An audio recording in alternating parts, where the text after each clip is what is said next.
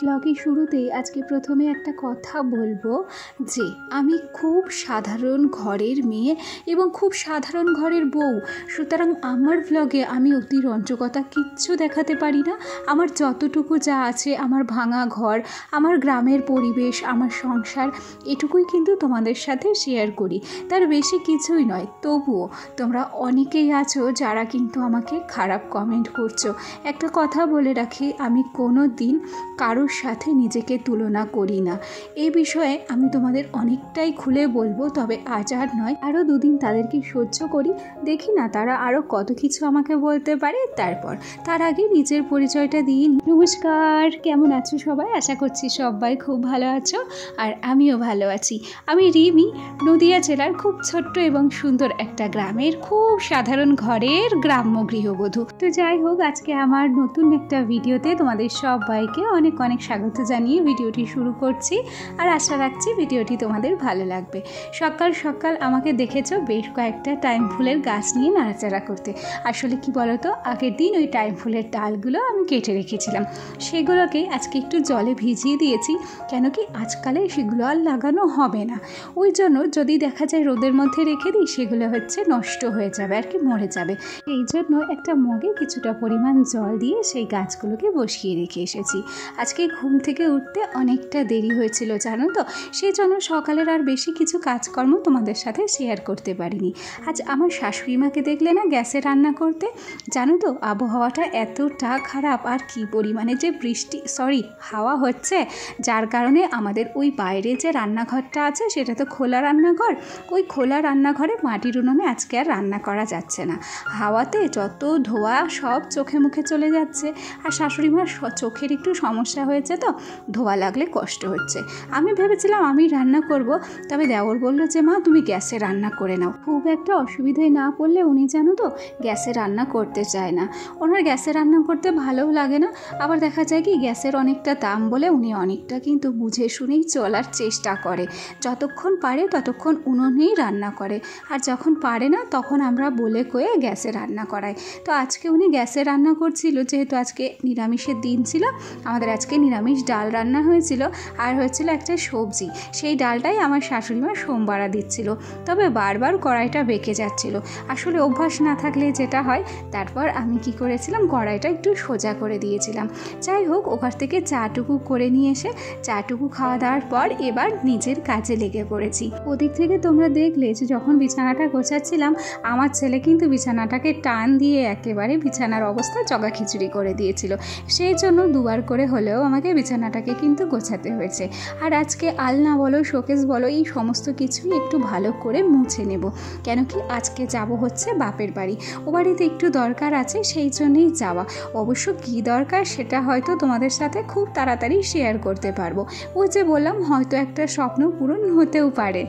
চলো চাপাচাপি না করে বলেই দিই, আসলে গুগল অ্যাডসেন্সের জন্য ফর্ম ফিল আপ করেছিলাম, সেখানে নিজের ফোন নাম্বারটা অ্যাড করিনি, যার কারণে পোস্ট অফিসে যদি অ্যাডসেন্সটা আসেও তাহলে ওরা আমাকে ফোন করতে পারবে না। আর আমার ঠিকানাটা যদি ঠিকমতো খুঁজে না পায় তাহলে কি হবে, জিনিসটা হয়তো ঘুরে চলে যাবে। তার উপরে আমাদের পোস্ট অফিসের যে পিয়ন, সে তো নতুন, হয়তো নাও চিনতে পারে। সেই কারণেই অনেক কিছু ভাবনা চিন্তা করেই ভাবছি কি বাবার বাড়ি যাব। ও বাবার বাড়ি যাওয়ার আরও একটা কারণ আছে, তবে সেটা ক্রমশ প্রকাশ্য। চলো দেখতে থাকো, অবশ্যই জানাবো। দিক থেকে দেখো, তোমাদের সাথে কথা বলতে বলতে যেমন মুখ চলছে তেমন কিন্তু হাতটাও চলছে। আলনাটাকে সুন্দর করে গুছিয়ে নিয়েছি, আর তারপর আলনাটাকে কলিং দিয়ে পরিষ্কার করে ওদিকে টেবিলটা ছিল, টেবিলটাকেও পরিষ্কার করে নিয়েছি। আর টেবিলের নিচে বেশ কয়েকটা কৌটো কাউটা ছিল। তারপর আমার সেই বাসন মাজা লিকুইড ছিল, সেটাকেও পরিষ্কার করে গুছিয়ে নিলাম। কেন কি 2-3 দিন হয়তো বাবার বাড়ি থাকবো, তার মধ্যে এই সমস্ত জিনিসগুলো যদি পরিষ্কার পরিচ্ছন্ন করে না যায়, আবার তো এসে আমাকে ভূতের খাটনি খাটতেই হবে, তাই না? যাই হোক, আর এদিকে দেখো, অনলাইন থেকে যে র্যাকটা নিয়েছিলাম এটাকে তো এই যে আমার যে টিনের দেওয়ালের সাথে সেটে রেখেছি। তো কি হয় বলো তো, যদি টিনের দেওয়ালটা একটু নড়াচড়া লাগে তাহলে কি হয়, সমস্ত কৌটো কাঁটাগুলো উল্টে পাল্টে পড়ে যায়। সেজন্য দিনে 2বার হলেও এটাকে ঠিকঠাক করে সাজিয়ে রাখতে হয়। তোমরা হয়তো ভাববে যে আমাদেরকে দেখাচ্ছে, যাও বা একটা র্যাক নিয়েছে খুঁজে 14 বার সেটাকে পরিষ্কার পরিচ্ছন্ন করে। না গো, ধাক্কাধাক্কি লাগলে জানো তো ওগুলো উল্টে পাল্টে পড়ে যায়, আর যেগুলো উল্টে পাল্টে পড়ে যাবে সেগুলোকে তো আমাকে গোছাতেই হবে, তাই না? যাই হোক, কথায় কথায় এই দেখো চলে এসেছি আমার ঘরে যে ছোট্ট ছোট্ট ফুলগুলো টাঙানো আছে, হ্যাঙ্গিং ফ্লাওয়ারগুলো, সেগুলো তো ভীষণ মাকড়সার জাল ফেলে জানো। তার জন্য একটু ঝেড়ে নিলাম ঝাঁটা দিয়ে, ঝাড়তে ঝাড়তে 2-4টে ফুল খুলেও পড়ে যায়। তো তাদেরকে আবার যে লাগানোর সময় কি হয়, ওই ছোট্ট ছোট সরু সরু ডান্টিগুলো যার সাথে ফুলটা সেট করে সেই ডান্টিগুলো আর খুঁজে পায় না। মোটামুটি 4-5টা ফুল এইভাবে গুছিয়ে রেখেছি, সময় নিয়ে বসে ফুলগুলোকে সেট করতে হবে, তাড়াহুড়োতে কোনো কাজ হয় না। আজকে যেমন তাড়াহুড়োতে ভয়েস ওভার দিচ্ছি, কতবার যে ভুলভাল হচ্ছে তা কিন্তু বলার কথা নয়। এই পর্যায়ে একটা কথা না বললেই নয়, যেটা অনেক কয়দিন হলো বলিনি, আর যেটা না বললে তোমাদের সাথে আমার কিন্তু বেইমানি করা হবে। আমার যে সমস্ত বন্ধুরা প্রথম থেকেই আমার সাথে আছো, পাশে আছো, তোমাদেরকে অসংখ্য ধন্যবাদ জানাচ্ছি। আর আমার যে সমস্ত নতুন বন্ধুরা আজকে আমার ভিডিওটি প্রথম দেখছো, যদি কোনো কারণে আমার এই ভিডিওটি তোমাদের ভালো লেগে থাকে তাহলে অবশ্যই করে একটা লাইক করো, কমেন্ট করো। আর তোমরা যদি চাও তাহলে আমার এই ছোট্ট পরিবারের একটা মিষ্টি সদস্য হয়ে আমার পাশে থাকতে পারো। যাই হোক, গল্প করতে করতে ঘরটাকে কিন্তু আমি বেশ সুন্দর করে গুছিয়ে নিয়েছি, আর সেটাই একটু তোমাদের সঙ্গে এক ঝলক শেয়ার করছি।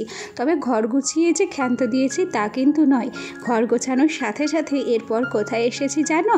চলে এসেছি রান্নাঘরে। শাশুড়ি মা তো রান্নাবান্না করে নিয়েছে, আর তারপরেই কিন্তু কাজ রয়েছে এখানে আমার। কেন কি, এই গ্যাসে ডাল সম্বারা দেওয়ার সময় একটু হলেও ডাল ছিটকে পড়েছে, তাই গ্যাসটাকে বেশ ভালো করে মুছে টুছে পরিষ্কার করে নিচ্ছি। আসলে এই সমস্ত কাজের দায়িত্বগুলো আমিই নিয়েছি। ওনার তো একটু বয়স হয়েছে, উনি গ্যাস ট্যাস যে কীভাবে পরিপাটি করে মুছবে কিংবা এইসব কৌটো কাউটাগুলো যে সাথে সাথে মুছবে সেগুলো পারে না বলতে আমিও কিন্তু করতে দিই না, এই সমস্ত দায়িত্ব আমি পালন করি। উনি রান্নাবান্না করে, আমার ছেলেটাকে একটু রাখে, আর বাদ বাকি সংসারের যত কাজকর্ম থাকে সেগুলো আমি কিন্তু করে নিই।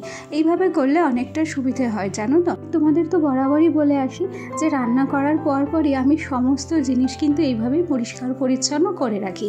ওদিকে গ্যাস থেকে শুরু করে কৌটো কাউটাই বলো, আর যে সমস্ত কাপড় চোপড় যেগুলো দিয়ে এই সমস্ত জিনিসগুলো মোছাকোছা করি সেগুলোও পরিষ্কার করে রাখি। সে কথা বলতে বলতে মিট গ্যাসটাকেও কিন্তু আমি বেশ সুন্দর করে মুছে নিচ্ছি।